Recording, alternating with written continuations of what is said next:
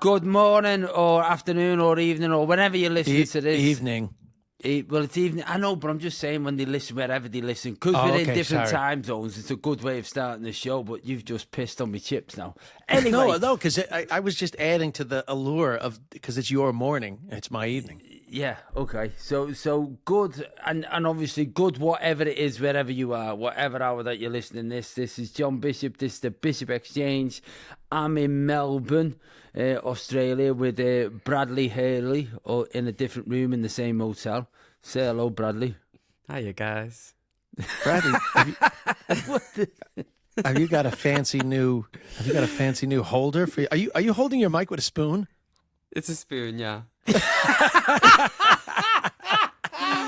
It's a makeshift just in case you need to do heroin in the middle of the pod. Just in case you need to. Oh my God. I feel like I've used a spoon before, or I always use the pincers, like the ice bucket. Yeah, you see this on TikTok, people using things to hold their mics. Yeah. So you've just clipped the mic on top of that and then made it into a microphone. Well done. Microphone. Mother is what is it? Necessity is the mother of invention. Well done. Yeah. And also we have Des Bishop, who's in New York. New York City. New York City. So you left Dublin and you're back in New York. Yeah, but I went out to visit my brother in West Hampton first, and then I left the keys to this apartment and the keys to my mailbox out there, and I know that there's important letters, and I was very flustered. You know, the one thing I will say is it sounds like a boast to be sort of, living in a couple of different places, but there is the downside of that is there's a lot of opportunities for what is already a forgetful, frantic mind. There's a lot of opportunities to leave shit in the wrong place, and I have done it once again. You've left shit in the wrong place. Yeah, so I had to leave luckily I was able to get a spare key, but I left my keys. I didn't have keys when I got back. Wow. So shit like that, It's funny. Don't you think it's odd that we've still got keys? Like I've on my phone, which has got everything. It's got banking details. It's got access to emails and everything. Amen. It's face recognition. Why don't we just have a lock that you just put your face next to? Amen, bro. I mean, that should exist already. It does exist, surely. It exists, but I'm saying it should exist en masse. En masse? I think that's a business. It's another business to go with Aiden's solar panel charging thing. The solar umbrella. The umbrella. Yeah. but it's a business, surely. It's a business, so you go get a I think it exists, man. There must be. Listen, I left Ireland, right? I left Ireland, okay? I got to, U.S. Customs Border Patrol. I have global entry. I walked up to this machine. It said, look in. Within a second and a half, it was like, go to the agent. I walk up to the agent. I don't even hand him my passport. He just says, anything to declare, Desmond? He already knows it's me, right? Because it's popped up on his screen. I said, no. And he said, go. That's it. That's it. What used to be like a major thing is now like that quick. Although I've just thought that I have seen when we were on tour, we had a big cardboard cutout of me, didn't we, Brad, for people to have photographs with. And I've also seen in some shops where you get you can buy face masks. Somebody sent me a photograph once of a load of face masks. People were on a stag do or something, all wearing my face. So I'm thinking this is a good idea, the facial recognition. But then all you've got to do is get a cardboard cutout of someone's face, and you can get in their house. But I think it's the eyes. I think it's eyes. It's like a scan, like a scanner thing. Yeah. Imagine going through the airport with a cardboard cutout of someone else. Trying to sneak in. We did that in Beijing. We did a joke. We went to the marriage market, where like mothers and grandparents of like their single sons and daughters, they go and they try to find a partner for their son or daughter. And Leo, my buddy, Chinese buddy that lived in Ireland but was back in China, he went in advance of me being there with a cardboard cutout of me, seeing if he could generate any interest. But they didn't take kindly to it, and they kicked him out because the park officials were like, "This is a serious thing. This is not like a joke." So let's just get that concept into our head. The mums and the dads. Oh, you don't know about that? I think I must have seen it when you did it in the show, but like, just talk us through it, because it sounds bonkers what you've just said. You said it in a sort of throwaway manner. Okay, can we park it? Just because I really I'm enjoying the technology conversation. Can we finish the technology conversation? Yeah, and then jump back on. That was my fault. I got distracted by the cardboard cutout part, which was very funny, but I was also very much enjoying the technology conversation. And my ADHD mind feels like we'll never get back to it if I start going on and on about my time in China. Yeah. No, but I think... Is that acceptable? Yeah. No, I think as far as technology goes, like even when we came here into Australia, did you notice that, Brad, when we came to Australia? The same thing that you've just said happened in America, where it was all scannable, wasn't it? You know, we were coming from New Zealand to Australia on British passports, and everything was scanned, everything was seen. Nobody stopped us. No one needed to check anything. It was all already known. It's all in the system. This is the whole thing. Yeah, but isn't that the thing that everyone's scared of? That you're in the system, and then you get monitored and get followed, and they can control you. I mean, yes, people are worried about that, but it's like, how often do you really need to worry about the negative repercussions of that versus the amount of times that the technology is just super convenient? What are you willing? This is the big dilemma of modern life. What are you willing to sacrifice in terms of privacy for convenience? This is the big question that haunts our world right now. I don't need me privacy, I don't think. But it's okay, Bradley. Privacy. Are you confident in every... You know all the shit you're looking at online. Like, they know all but, like, that. I don't care. Like, I don't look at anything that crazy. You know what I mean? Yeah. It's just like... Even, you know, the people who, like, love to, like, cover the webcams up. I'm just a bit like... What's, like, the worst that someone's going to say? Like, me having a wank? I mean, it made Joel Dommett's career. Yeah. I know someone who was threatened with... went onto a porn website and then was threatened, got a message saying, like, we've got a picture of you knocking one out, looking at this website, and we'll send it to everyone on your mailing list. He got an email saying that. Yeah. This is like the new scam, isn't it? The people are doing. Yeah, it's one of the scams. Yeah. And my friend's kid got scammed on Snapchat. Yeah. You know, like some hot girl starts wooing him on Snapchat. He thinks this is the best thing ever. Sends a dick pic. Next thing, bang. You know, send us this much money or we're going to show your dick to the world. Apparently that happens a lot. How did he handle it? He told his dad he had to come clean. He went to his dad. It's like, this is happening. And then his dad just, you know, got rid of his Snapchat. And, you know, he just obviously, because obviously, you know, you don't pay and nothing happens, you know? Yeah. That's the thing. It's the fear, isn't it? It's the fear, but that's a horrible thing. I mean, for me, I think that what we've got to look at is everything is so computerized anyway. And I think back, like we're in Melbourne now, I think back to when I first came here in 1992. And, I was travelling on traveller's checks, which is probably something that Brad traveller's checks, man. Do you know what a traveller's check is, Brad? No. I feel like I do know vaguely, but remind me. Well, you know what a check is? A check is a piece of paper that you sign that is basically you saying, I promise to give you this amount of money. And you sign it and write the amount down. And then they take it and deposit it at a bank. And then that bank clears it. And it normally takes, 5 days to clear the check. By which point you could have pissed off. It was such a note of trust that you would do this. It still exists. You're speaking about it like it's in the past. I know, but what I mean is we're so like now, if I pay for something with my phone, it pops up, I've paid there and then within seconds. Of course. A check was just a promise to pay.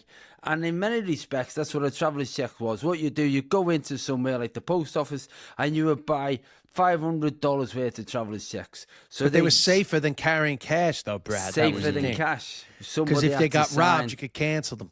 Yeah. Oh, okay. So I was travelling on traveller's checks. I was no mobile phones, phoning home once a week or whatever, once every 2 weeks, writing letters. No email, no email, nothing. Send a postcard. And because I was traveling on a bicycle as well, I used to collect my mail from American Express offices along the way. So you'd say to people before you left England, if you want to write to me, write to the American Express office in Brisbane. And you can write up to Brisbane up to like, I don't know, February. And then after that, you've got to write to the American Express office in Queensland. And that's how it was. You know, I'm thinking of that. I used to get letters off Melanie at these places, and I'd write back to her, and she was living in Dubai. Now, I fucking video phone her. You know what I mean? She's sick of me phoning up. Phone her twice a day. It's like the connectivity that's been created by technology is so beneficial that I do think there is something that goes, look, stop pretending if there's a malevolent force that hasn't already got your data and your details and all that. We're already got. Yeah, so make the most of it. We're technologically naked, bro. Your cock is out, swinging. Everybody can see it. There's a dick pic of us all. Yeah, the data to be dropped. Metaphorically, the data is just our naked body. You know, fat rolls and all, just swinging out for the whole world to see. So stop pretending that's not the case. Yeah. You know what I'm saying? Yeah, I think you're absolutely right. You're absolutely right. But, you know, there's so much to this conversation now that we accidentally began it. But unfortunately, though, there is a sense of adventure that you lose. So in other words, like, it's harder to have as fun of an experience because so many of the things that used to be like oddly rewarding, like figuring shit out, you don't have to do anymore. But again, I prefer the convenience, but it is kind of not as exciting that you can use the same app to get a taxi in almost any country. You know what? It's mad because it's a generational thing as well. And I've just realised that, like, I am, because I'm older than you, Des. I'm probably the last generation that got taught without calculators. I remember. No, we were taught we weren't allowed to use them. That's my opening joke in my latest special. Yeah, my opening joke in my latest special is, I'm complaining about people complain about the Gen Zs. And I basically say, listen, the technology exists. Why do they need to learn? So, whatever, the lead. But the punchline then is, I'm from the generation where our teacher was like, hey, you can't use a calculator on the math test because you won't always have a calculator on you. And they were fucking wrong. It's a fact. So true. That's my opening joke of the show that's never going to come out because I keep procrastinating. Yeah, but it is funny because that's true. Just as I'm thinking about it, then I remember, I remember someone bringing a calculator into school. Fuck, it was like they'd landed a spaceship, and it was massive. It was bigger than this laptop I've got here. We were going, oh my god, fuck it, look at that. And then you could learn to write boobs on it, and then that was it. Boobies, boobies, transformed everything. Fuck it, look at this. It says boobs. Yeah, but I mean, obviously, we're recording a podcast in two different parts of the world here. But listen, there's so much technology out now that like is still slow to be adopted. Do you know Ireland and the UK, I think, are ahead of the game in the States? Do you know that still in the States, I'd say only 20 to 30% of the restaurants use like the toast thing where they just come down, this is the bill, you tap it. The States, they're still bringing the receipt. Like there's just so much shit that's already out there. It's like, let's go, guys. Let's go. Yeah. In Ireland, by the way, though, to contradict what I just said, if you get on the bus, you can't tap your phone. You can't use Apple Pay. It's like, let's go, guys. Let's go. Let's go. Yeah, well, there must be a reason for that. There must be. But no, again, they haven't adopted. The reason is that they haven't implemented the technology yet. That's the reason. Yeah, but I suppose you can't implement all technology, can you? Because you'd be thinking, well, let's make sure that there's not another one after this one. Because there's always something come on, new. that one is a game changer, man.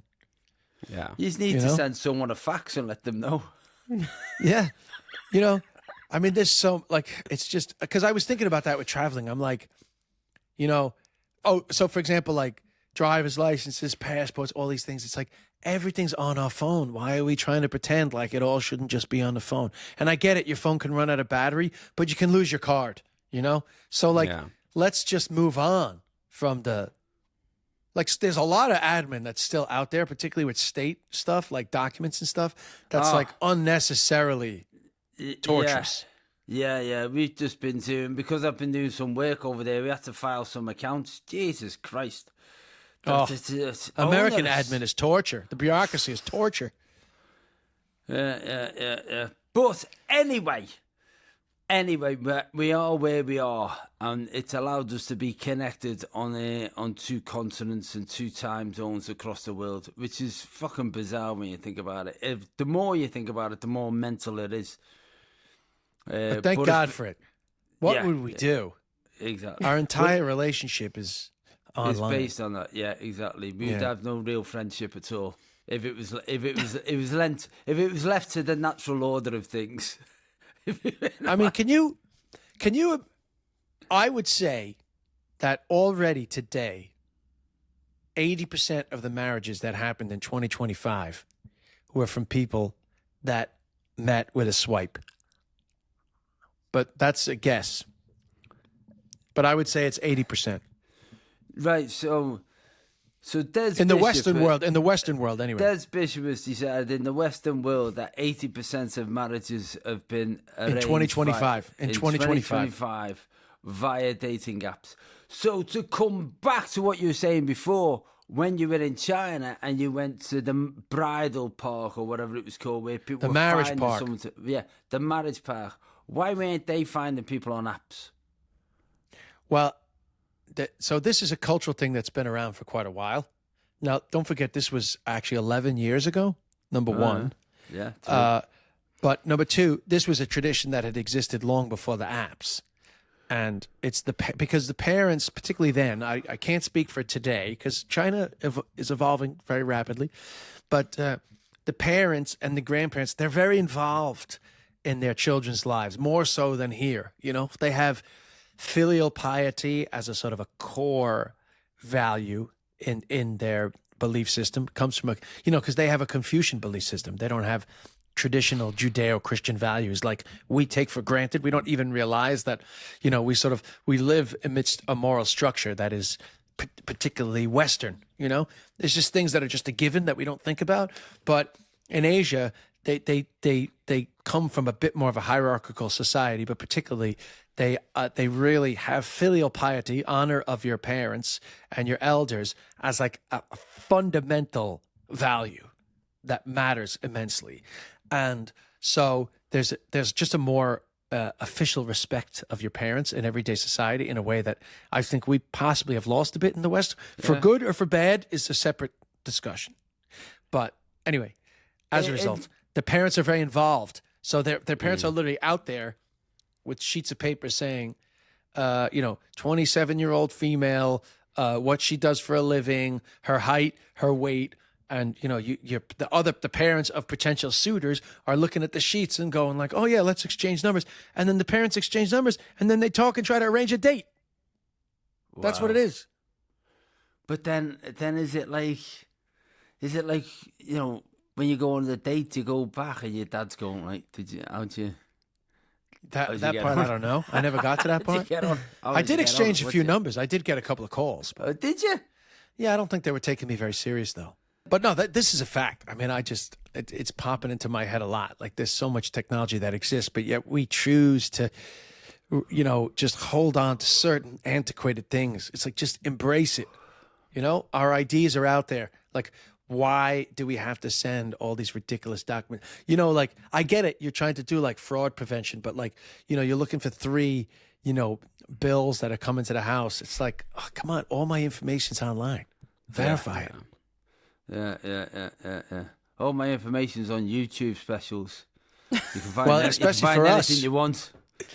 Anything. Yeah, don't watch all of them. Yeah. So anyway, I'm still sick, man. I don't know what the hell I have, but it's like the never ending virus, whatever the hell I have. Corona. Do you think so? I haven't been to the doctor. Have you tested? I tested the COVID rapid tests, and it didn't show up COVID, but I haven't gone to the doctor. Yeah, so that's a good male approach to things. Whatever. It's a virus, man. What's the doctor going to do?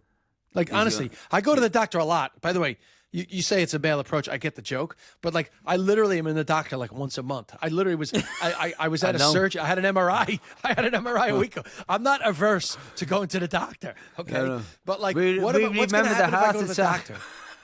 No, but what am I going to do if I go to the doctor? They're going to be like, oh, you have a virus. Yeah, drink some fluids. Have a lemon sip. Yeah, get over yourself. Because it's not bacterial, you know. Mm-hmm. So, but I have to say, this one is a lingerer. This one is a lingerer, I have to say. Right. Well, we've now got, how long have we got? We've got 10 days or something. How long have we got here now, Brad?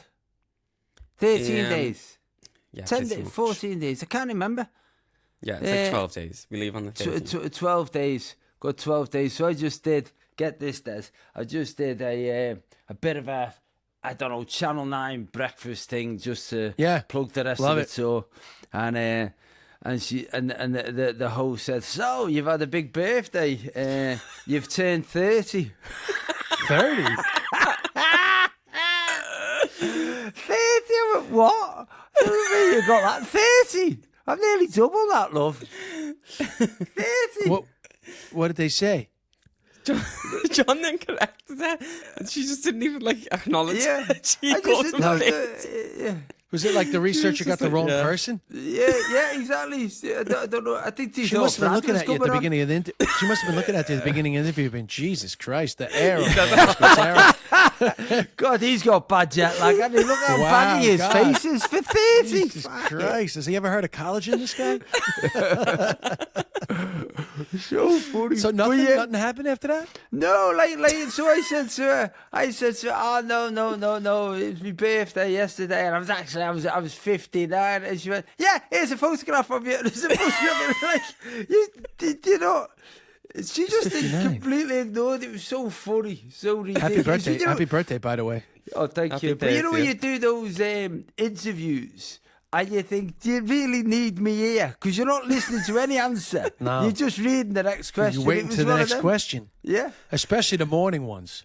Exactly. Especially the morning ones where they're squeezing you in between some feature to do with the... Yeah, the like a dog trainer. A dog trainer and a chef. Economic crisis and then the chef. Yeah. It was so funny. Do you remember when we went to Nashville and did that TV show, and like before or after you, they had a skunk? Like, they had a live skunk in like a cage, right? Really? Put the skunk on TV. Yeah. And it was like national TV. What people don't realise, unless you are American, is that Americans it's small communities. So some of these regional television shows are like little. They're like we hospital radio almost. They're like almost community stuff. So I got asked to do this thing in Nashville, and we went. It was so funny, wasn't it, Brad? Where the girl interviewing us was a laugh. She was a laugh, like, but she wasn't getting all the jokes. But the whole thing was like, you're interviewing this guy who's come all the way from England, And anyway, here's Teddy, who's got a skunk. I was just moved off. Like, thanks for your time. Like, now two guys to stink it up in a row. One stinker to another. I've been looking. They were like, we can't understand this guy. Bring on the skunk. You get the skunk. Just always have the skunk ready in case we can't understand them. Yeah. Hilarious. Oh man.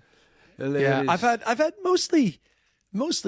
Listen, some of those interviews can be great, and then sometimes you're like, dude, come on, it's just a conversation. Like, why are you such a robot?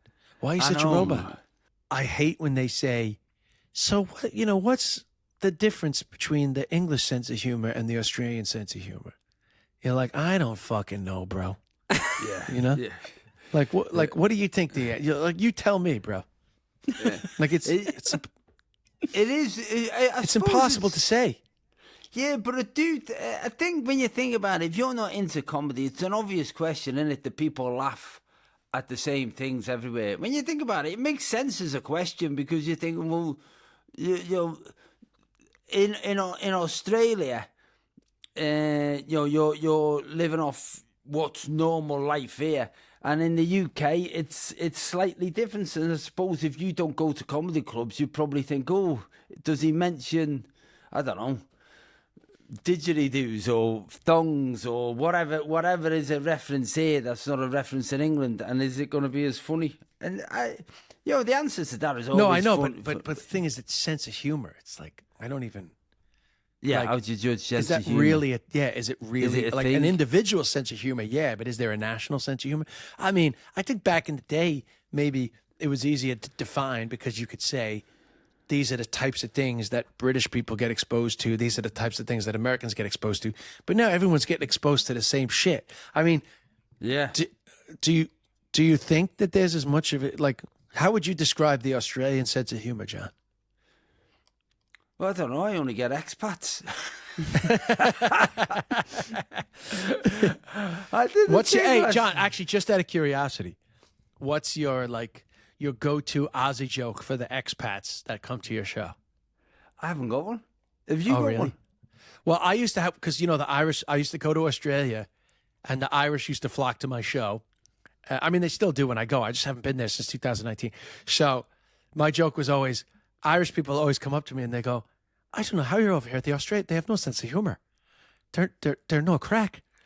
And I like, how do you make them laugh? They have no sense of humor. And I would always say, no, they do have a sense of humor. They just don't have an Irish sense of humor. Yes. In that when you meet someone for the first time and you call them a cunt, they get offended. Yeah, I mean, the only thing, it doesn't work here now because it's so fucking cold. It's been genuinely cold in Melbourne. In Melbourne has but- very erratic weather. Yeah, but what I was saying last time we were there, because it will happen after this week when we get back, up to Brisbane and the Gold Coast and Sydney, is that you get all these men coming to gigs dressed in shorts and t-shirts, and that's one of the things that I said last time I was here. I was saying, like, it must be brilliant to be an Australian male, because from the age of 6, you've got your clothes for the rest of your life. You just get up in the morning, you put shorts and a t-shirt on forever. That's good. That's all you do. You just get bigger ones of the same thing. I told you that. Did we talk about the jet lag with the early morning stuff?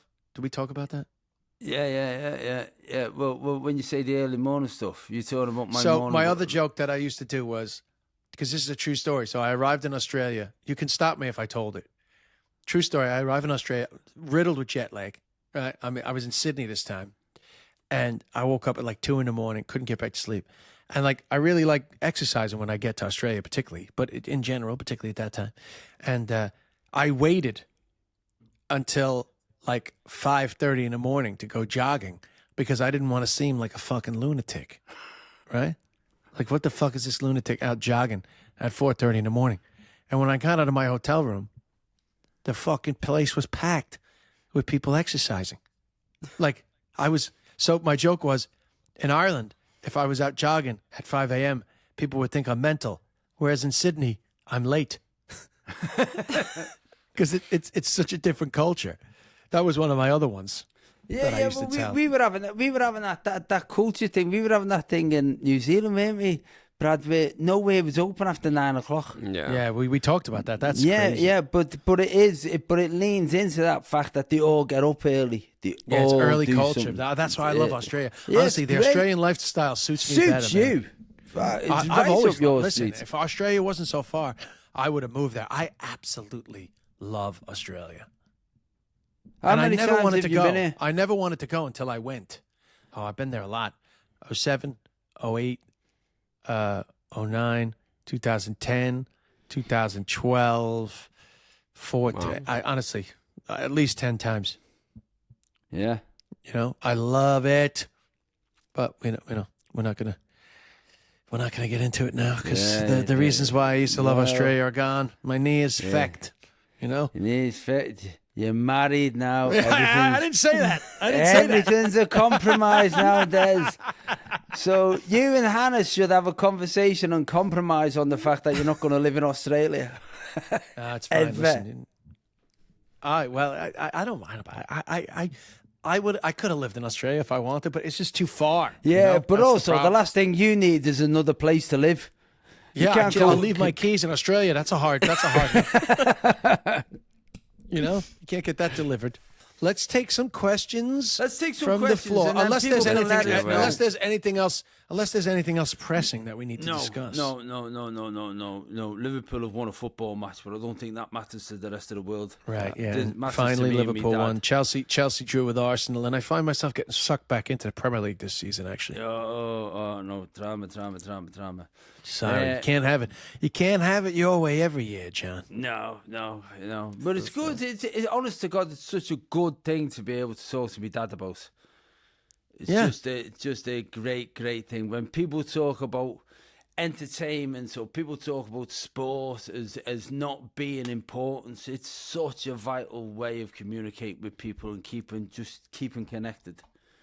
100%. Which, to be honest with you, I've not always appreciated, but I definitely do now. So Small talk, bro. I'm a big fan. So, yeah. Honestly, Well, I think fucking look, we're making a podcast out of it. I think some people need like a crash course on small talk. I feel like small talk is kind of on the way out, and we need to bring it back. You know, it's just part of life. You gotta warm up. Small talk is like a warm up. You know, you can't walk into the gym and just fucking crank out sprints. You're gonna tear your Achilles. It's the same with conversations. Yeah. Actually, right. Joe, let me throw this one at you. So Hannah ran a new joke idea by me, which I thought was really good. And we might be able to develop it here right now. So she goes, Like we did last time. I hate our development sessions. no, that was actually, it's hilarious that you're such a blocker, John. You immediately go, look, he immediately goes into negative mode. Even though when we started this fucking podcast, it was literally one of our main segments was going to be developing fucking bits. Remember. You're such a fucking blocker, bro. Yeah, You need to work on that, do John. about developing bits and resurrection as well. Resurrecting old jokes. Resurrecting old bits. First of all, not to mention that the last time we did this, it worked out great. It actually did work out great. It was hilarious. No, so Hannah said this to me today, which I did think it was a good idea, but I feel like there's a lot more to it. She goes, men treat foreplay like the skip option when you're watching like a Netflix series. So you know the way you can skip the skip intro. Yeah, she goes, men treat foreplay like the skip intro button. It's like, okay, we don't need to do that. We don't need to do that. Let's get on to the series. So my evolution, which is that's a good idea on its own, right? So then my evolution was, I said, actually, you know, it's kind of like a series, right? Because usually on episode 1, we actually watch the intro because like at the beginning, men are trying to like impress you, but by episode 3, you're like, skip. Let's just get into So that was my evolution. Any other thoughts, lads? Yeah, no. The only thing is that what women need, what women need to instill in men is the pause button. That bit where just you're in the right spot, you're in the right place. Just pause. Don't fast forward. Just pause. Don't move forward. Don't skip. Just stay there. Stay. I feel like there could be something in the when it comes up like, are you still watching? I feel like there could be something in that, but I don't know what that is. That's a good idea. I'm going to write that down. Write that down. Are you still watching? Are you still watching? Yes. Look at Brad writing the jokes. Put a pin in the 10%. Now you see, 10%. John, this is the creative energy that we're looking for. Hey, If only we had that when I was developing my own jokes. Oh, with Hannah, you're Mr. fucking collaboration. With Hannah, this guy can't collaborate enough. Yeah. Well, it's to do with sex. You know what I mean? They're the things I understand. Hey, I got to tell you this, Des. So it was my birthday. I had like a 36-hour birthday because it's 11 hours ahead of the UK. Yes, I saw the so Instagram my birthday post. began over here and then it carried on. And so we went out for dinner. So me, Bradley and Adam went out for dinner. And it was really nice. And they've bought me presents, the only presents I've got for my birthday. None of the family need to worry about it if you do listen to this. But anyway, this shows you the difference in the relationships I have with these two guys. So Adam, my tour manager, got me this motorcycle tours, the world's best motorbike rides, and there's some fantastic rides in there, brilliant, super fun. Bradley got me a sleep mask, a vibrating sleep mask. You put on your eyes, or you can wrap it around your cock. You can put it on your eyes and it gently wanks your face to sleep or something. I don't know what it does. I mean, isn't that nice to have two relationships that are balanced like that? I'm so Beautiful. fucking pleased. That's funny. You need to give me a review. I'm gonna buy one if it's good. What, the vibrating sleep mask? therapy. Yeah, it seems. I find most people in the reviews love it. Most vibrating, most like massage things, I find them to like not live up to the hype. Yeah, they're never Not as good. human massage, but just like vibrating shit. This has got, it says it's got 3 vibrating patterns. It's got one eye up and down. How many patterns can it have on your face? So this would be it. I'm going to charge it up actually and get it done. Well, I actually got it because I brought a proper blackout sleep mask and for the airplane, and I felt like John was jealous of it, so I was like, I'm going to get him a proper sleep mask. And then I seen that there was a vibrating one. Listen, in our world, this is a proper gift. Because you know at times when you've got gigs in the night and stuff, you're trying to get a quick kip in the day. And you're travelling somewhere. I'm going to be on the train with the mask. Everyone's going to be checking their phone. Everyone's going to be checking their phone, being like, "What's that? Is that my phone vibrating?" Like, no, it's John Bishop's face. with a big boner. And the fucking eyes. Oh man. We should have some questions. Oh, Des, we were talking the other day about what is your favourite condiment? Oh, my favorite condiment.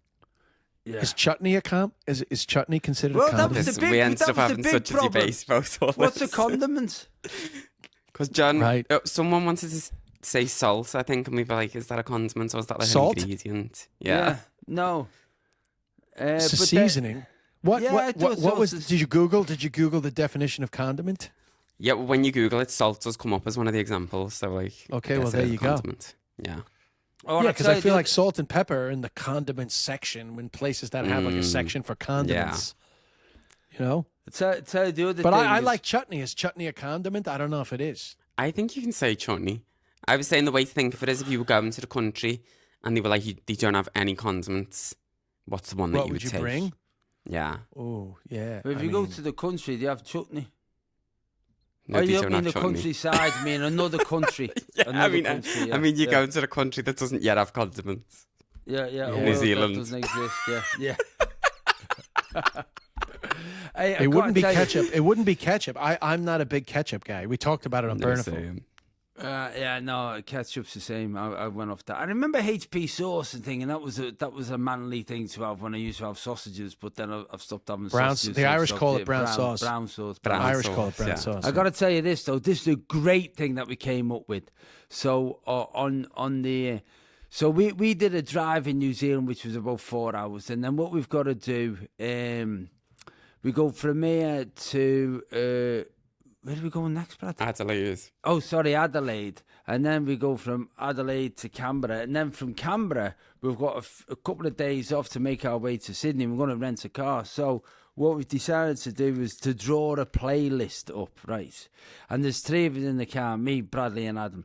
Have you got your phone, Brad, of the list? We came up with this great list. And I actually thought, oh, my God, this is a brilliant thing. Why have I never done this before with family or anything like that on family trips where everyone has to pick a song along a list and then you put them all into the playlist and you can either have a game where you guess who picked what, or the person, when the song gets played, the person explains why they picked that song. So read the list out, Brad, because I think this is a good thing. I'd like people who listen to this podcast to let us know whether this is a good fun thing or is it just me getting carried away with myself because I'm sick of being on tour with Brad. You guys have been on tour for a long time. That's all I can say. We're literally we're asking each other about condiments. That's how long we've been on tour. You know what I mean? You're into the favorite We could do a condiment bonus part of the tour. episode where you two both do your list of songs. But I would do the list right now. If you gave me each category, I'd say the first one that comes to my head right now. Should we do it? Should we ask you? You're Okay. going to let's do do that it. off the top of your... Come on. Yeah. Love song. Total Eclipse of the Heart. That was good. Pop song. Sweet Dreams. Eurythmics. EDM song. Oh, anything by Strictly Rhythm. Like, there's so many EDM songs, but like, I just don't know. You know what? I take it back. Underworld. Born Slippy. Classical music song. Oh, Goretzky. A Symphony of Sorrowful Songs. Symphony number 9. Song from a film. Oh, song from a film. Oh, I forgot the name of the band, but the song that was really popular from the movie Drive with Ryan Gosling. Incredible song. The band has gone out of my head, the name of the band, but the song is amazing. Yeah, I know the song. Song about your partner. Song about my partner. It's the Heart song. How will I get you alone? No, it's actually a different Heart song. God, what the hell is it? The song that I know the song, but it's kind of. But we were going to pick it as our wedding song, and we were going to do a dance to it. But then I got hip surgery, so we changed the song. It's just. She thought I've picked the winner there. I can't even dance to our wedding song. My brain is just jammed up with the Heart because Alone was my favorite Heart song. But you said One with My Partner, and it's gone out of my head. Can I please just Google that because I want to get that right because then I can tell you what we were going to do at the dance.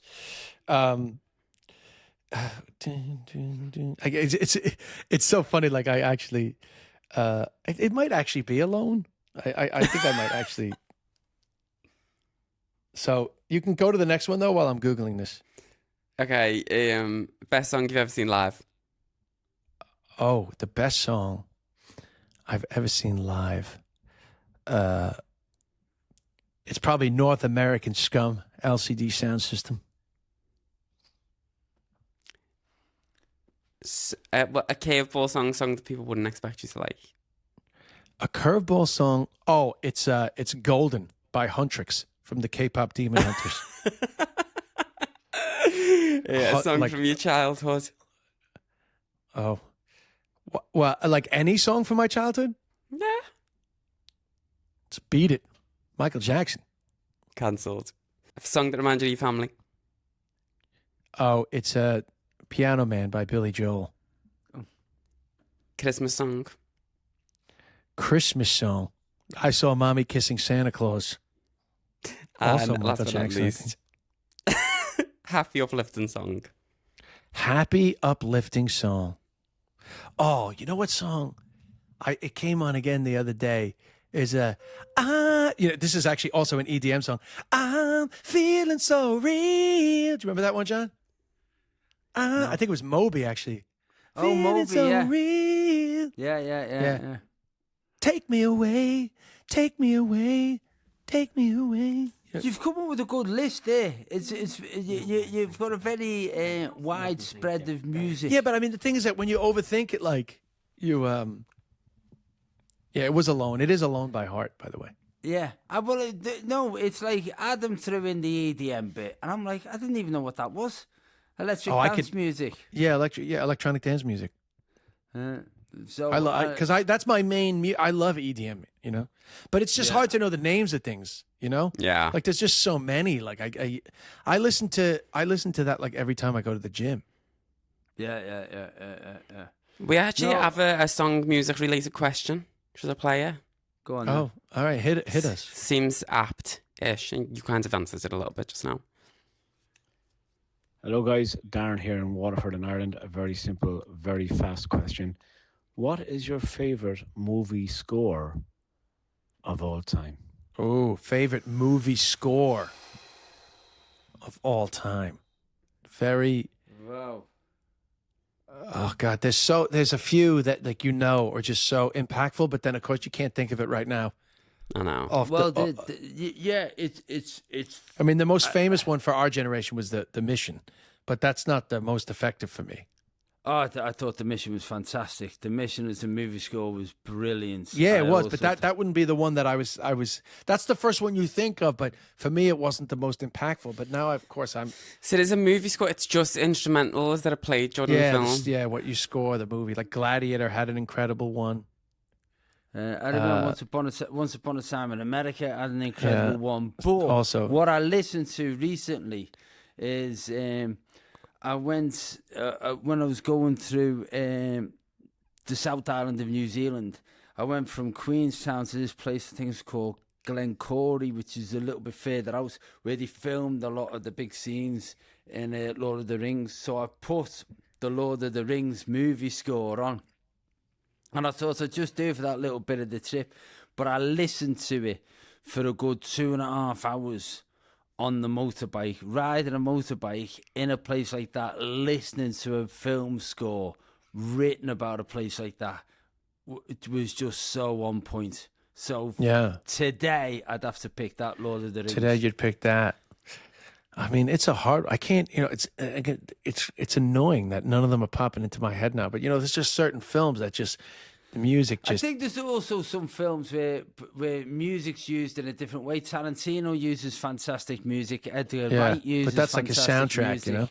But they're as you say, they're soundtracks rather than scores. What about you, Brad? The Harry Potter one's coming into my head. Yeah, but that just maybe feels nostalgic to me. Yeah. Great. Great Hans Zimmer score. Actually, do you know what I found very impactful? The Inception score. The score from Inception. Okay, interesting. But it was quite, it was that is a good question. And the guy that sent it, Darren, had just come from a Hans Zimmer concert. That's right. That's it. That makes sense. Well, yeah. And but Gladiator was pretty amazing. Yeah. But that's also Lisa Gerrard. And coincidentally enough, I was asked recently. No, I saw it was a Reddit or was a TikTok maybe about if you could only pick one song. Oh, you know what it was? It was Stephen Colbert was asking Julia Roberts if you were stranded for life and you could only have one song for the rest of your life. What song would it be? And I can't remember who she picked, but I said it was the Host of Seraphim by Dead Can Dance, which is Lisa Gerrard, which coincidentally enough, she's also the vocalist on the Gladiator soundtrack. Because she just has this haunting voice. What would you pick, Brad? If I could only listen to one song forever? Forever. Baby One More Time. God, you're so predictable. It was the best pop song ever made. I've answered that. I have answered that question because when you do Desert Island Discs on Radio 4, you're stranded on a desert island in theory, and you have 8 songs. Then at the end, you got to pick one song, which will be the song that you'll have on the desert island for the rest of your life if you've got no other music. But it's got to be one of those 8. So I picked Never Walk Alone. Simple Minds, Don't You Forget About Me. Oh, wow. Which they use in the Breakfast Club, isn't that right? Yeah. Great song. God, so much nostalgia. I mean, this podcast should really just be called the Nostalgia Exchange. Let's face it. It should be 2 old fellas trying to educate a young gay lad. Yeah. Well, that's one of the jokes I do in my shows. Because I usually find out the younger people that are in the crowd, right?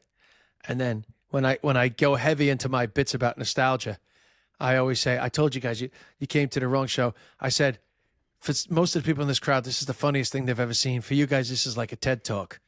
Yeah, you're gonna meet your friends tomorrow, and they're gonna be like, "Hey, did you enjoy the show? Was it funny?" And they were like, "I don't know if it was funny, but I learned a lot." Yeah. They used to make phone calls on a dial. Yeah, I don't do a dial. I don't do a rotary joke. I feel like even though I'm very fond of the nostalgia indulgence, I do feel like rotary dial jokes is just a step too far into hackery. It's funny when you talk about that because one of the things every now and again I mention, just because it is nostalgia, and I don't know whether it falls a little bit into hackery, but there was a phase where in England, we our generation, you had to wrap up your school books in wallpaper. Oh, yeah. And so when our kids were getting we to had school, to do that too. I'd saved wallpaper for them. They looked at me like I was Charles Dickens, going, like, "What are you doing?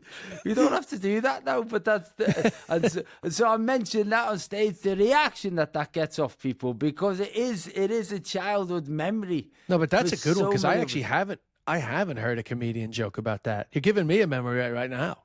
Oh, well, there you go. I'll having to wrap the book. Yeah, fucking soon. The whole concept of a child bringing a book to school will be gone. The nostalgic jokes. Then we go to school. I've got a chip in my head that gives me all the information I need. I tried to write a joke recently about sometimes the younger comics, they say, oh, some boomer comic just talking about the way it was back in the day, like as if the nostalgia material is hacky, but actually it's just something that they don't understand, right? Yeah. Because they don't. So my joke was, they don't need nostalgia yet because they still have hope. so then I say, nostalgia is the spackle that covers the hole where hope used to be. But do you know what's? I don't know what spackle is. Spackle. So what would you call it in the UK? Like just the plaster that you would put over like a crack in the wall. Oh, filler. Filler, you would say, yeah. Yeah. So that's that. In America, we call it spackle. Polyfill. That's it. So when I'm in the UK, I gotta say, it's the polyfiller. It's the polyfiller that covers the hole where hope used to be. Yeah, it's good line.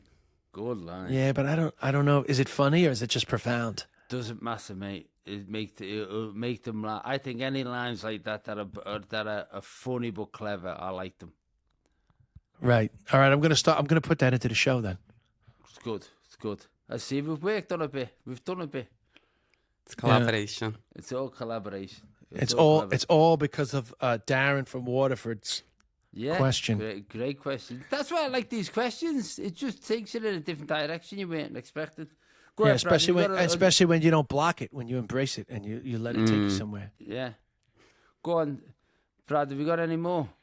Yeah. Have we got time for one or two more? Yeah. Okay, this question's like a little bit profound. Not sure how you're going to answer it, but you just never know. You never know. Just wanted to ask this question really to both of you. When's enough? So that could be in terms of success, in terms of money, in terms of goals, in terms of intelligence, just whatever. When is enough, and is it ever enough? Oh. Or is there always a necessity to have more? Thanks. Wow, that's very deep. No, I like it. I like it. Name? I'm not sure of his name actually. Okay. I should say actually, guys, if you want your names to be included, please include them on the voice note because they don't always come through on the WhatsApp. Okay, that's a good thing for people to know. The problem with that, the answer to that question is it really depends on the individual, you know? It is funny, though. It is a funny question for us in our jobs, which are quite unusual jobs, whereby if you get a level of success, there's always another level of success. There's always, whatever tour you're doing, there's always someone else who seems to be doing a bigger tour or a more popular show or a more popular podcast or a more popular post or a more popular thing. Yeah. Or you get a certain amount of money and you think, oh, this is what I always wanted. And then you realize, oh, but actually there's that thing I never thought about that I would want. And now I see that and I go, oh, I could get more. Yeah, 100%. And that's relative, right? That goes for everybody, no matter what level of success they're at. Yeah. You know? And I think the challenge between deciding whether you want more or not and deciding whether you've achieved what you set out to do is to know what you wanted at the beginning changes when you get to that place. As you said, there's all of a sudden you get exposed to things and think, oh, I didn't actually know that was an option. So now I'd like to go to that level, or I'd like to go to that place, or I'd like to buy that thing because it's now an option that I could achieve, whereas before it's not. So that's part of this thing of people always wanting more. But I think if you can get to a point of contentment, if you can get somewhere where you go, you know what, this'll do. Everything. I don't think there should be a point personally where you go, I've done enough now. I think there should be a point where you go, okay, this will do. I'd like to try and do some more, challenge myself a little bit more. But if it doesn't work out, I've already won. Do you know what I mean? Like what I was going to say, like in our profession, you judge things, particularly touring wise, on the size of the rooms that you do and the number of tickets that you sell, and it's great. But there's also a bit where you go, actually, if I'm judging success as I've always got to have around 2,000 people in every venue, or 3,000 people, or 5,000 people, or 10,000 people, that gets lost in the fact of what you're doing. You know, if you're doing the same thing, if you're able to make a living, a sustainable living from doing something that you love, and you can get 250 people to come and see you, I think you've won. But what I will say is, and I don't say that I follow this, but no matter how much you strive for whatever you're striving for, or this kind of yearning for more, what you will find at the end is that it doesn't give you what you want. You know, in the end, you have to find a deeper contentment within yourself that's actually not related to achievement. But isn't that age as well? Age helps with that. I guess it does, you know, but I also think that doesn't seem to be the case for some people. I mean, some people are still going hard at, you know, you can be striving forever looking for something that's just not there. It's funny when you look at the old billionaire culture, because they never like you say. Sorry, can exist. I just? Yeah. And you think, fucking, well, what do you want that for? Yeah. Like, why is Elon Musk? of... Why is Elon Musk looking for more now? Yeah, like what are you doing with it? There's a point where you can't. When you run out of ideas of what to spend it on, what's the point? You know what I mean? He also he has enough wealth for 20 generations beyond him, for 20 generations after him to be comfortable without doing an ounce of work, and yet he's still out there looking for money. There's a great line. I'm not recommending The Beast in Me. I actually think it's quite sort of like, it's silly, but it does hook you in. And if you're looking for, you know, to like waste a few hours, The Beast in Me it's not terrible, but it's kind of annoying in that, you know, it's a sort of murder mystery thriller by numbers that, you know, you kind of know what's going on. Anyway, neither here nor there. There's a great line in it relevant to this conversation where, you know, because it's about a billionaire and his son, and then there's another character, and he gets challenged about why he continues. You know, like why he continues to serve these two billionaires. And he makes it very clear. He said, hey, I want you to know I'm not like them because I have something they'll never have. And the person goes, what? And he says, enough. And that's the thing. Some people just have it in them. They'll never be satisfied. But the reality is that they'll keep searching, but they won't find it. You know, maybe right at the end, you'll realize, oh, it just doesn't fucking matter. Yeah. Hey, very interesting question. I'll be thinking about that all day now. Yeah. It is particularly a game when you're in this part of the world, and there was a culture that existed there that seemed to not have that same drive for consumption that the Westerners brought to this land. You don't know, do you? Interesting thought. Good questions, the Bishop Exchange. The Bishop Exchange getting deep here at the end of 2025 as we move it into 2026. Come to the Bishop Exchange for a laugh or for growth. For growth.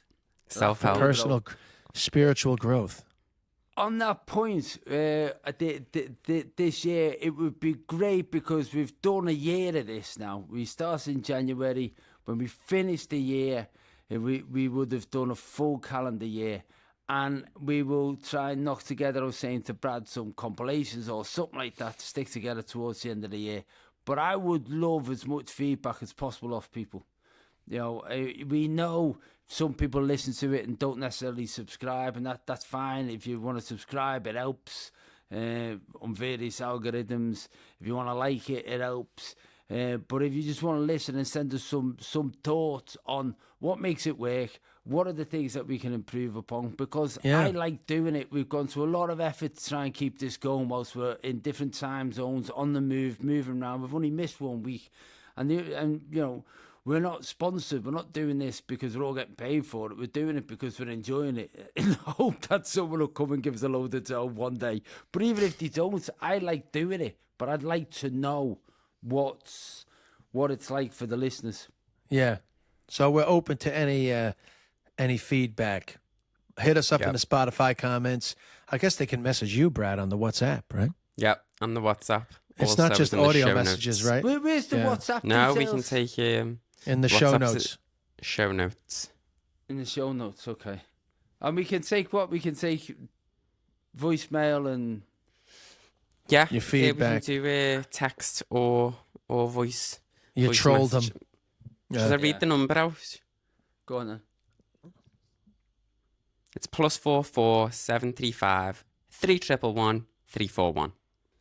But actually, do get in touch. Send us questions, subjects to discuss, topics. We've got a backlog of questions to go through. I think we're going to have to probably do a bonus episode to get through them all whilst we're here and a little bit more stable on timelines. I'd like to do that because I just like them. I think they're great. But thanks, everybody, for your time. But this current time difference, the United States to Australia, is working for us. It's okay. This is not bad. This is not bad.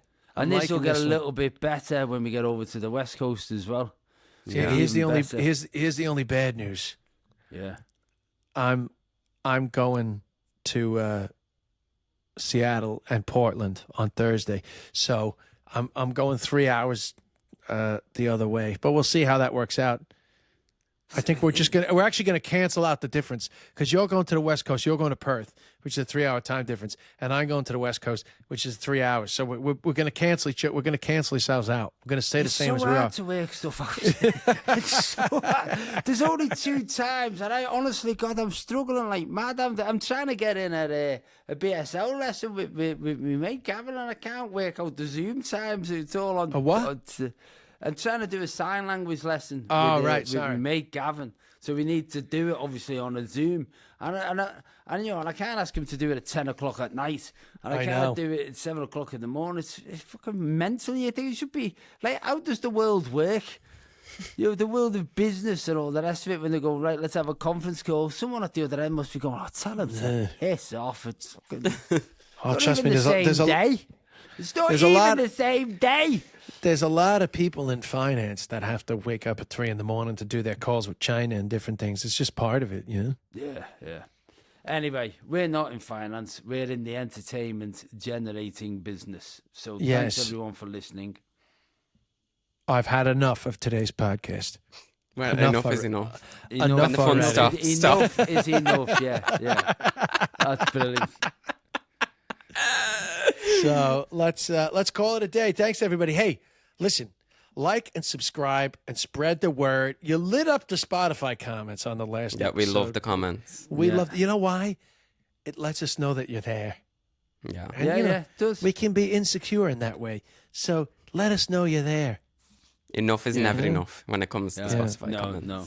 So see you when we see you. Thanks, everybody. Cheers, everyone. Bye. Take care. Bye. Bye.